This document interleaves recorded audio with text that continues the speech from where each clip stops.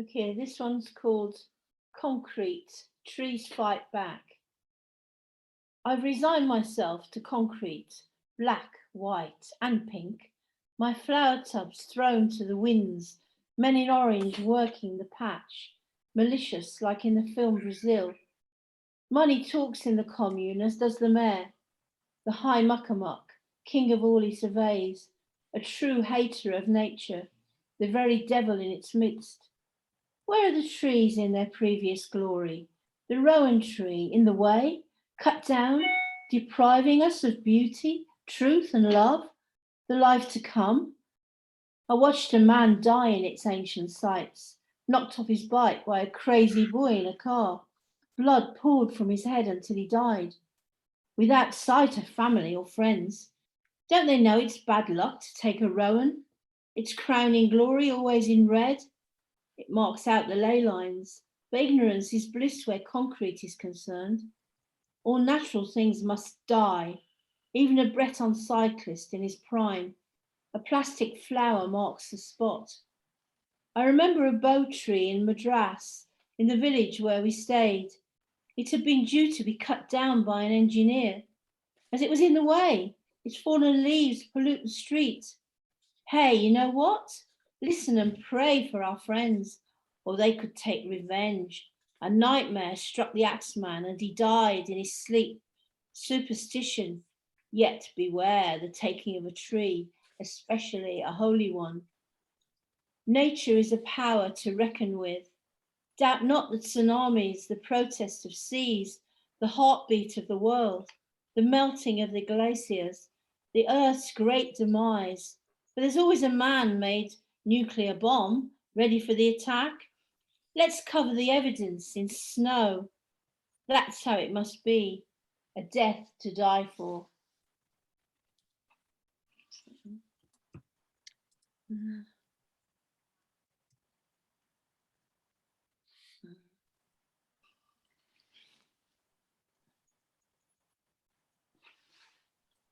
Oh, thank you.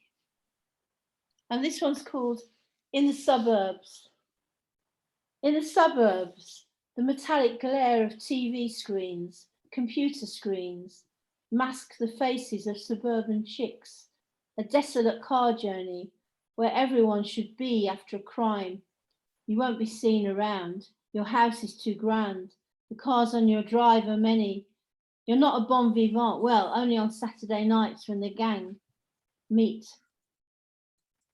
You propose Antonio's this weekend. He cooks partridge so well.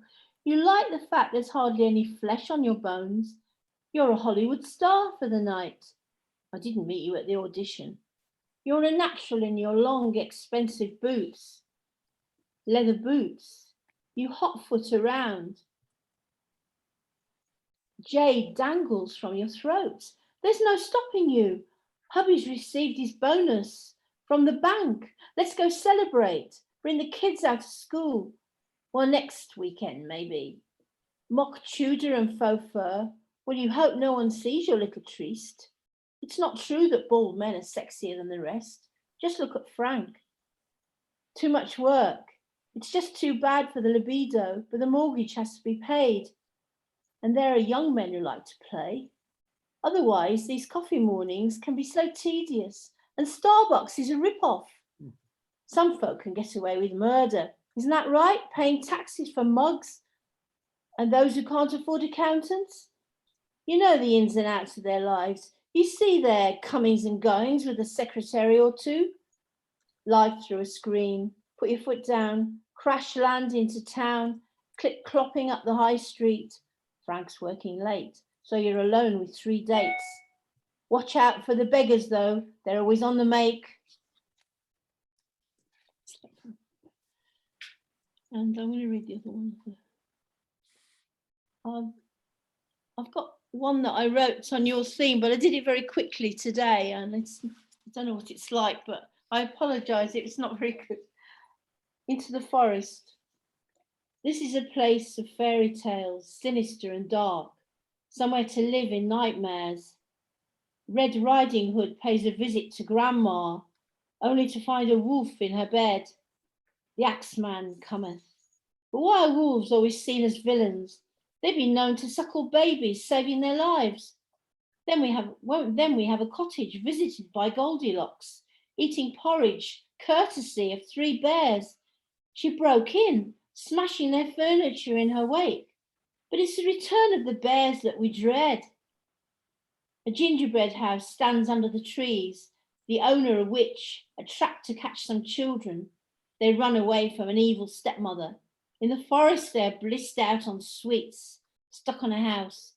From their wildest dreams, soon they become the possible feast.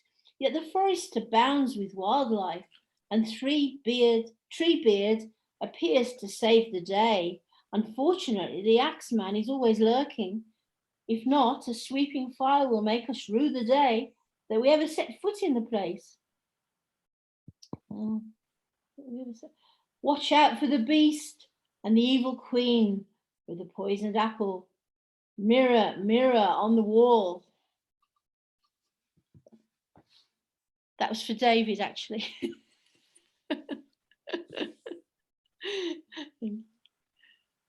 Robert?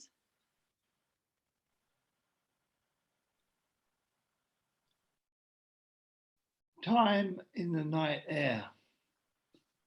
On pilgrimage across the Himalayas, travelling ionized half-lives in the nuclei of the solar system, glimmering rays listening to radio waves from stars.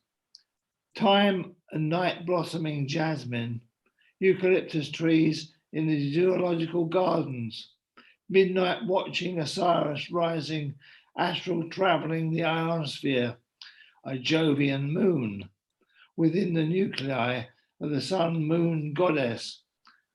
Ptolemaic prophecy from clepsydra to time standing still. As an asterisk sun, the naked torso of the constellations in the midst of the chaos. A fritillary of butterflies pollinate the Venus flytrap.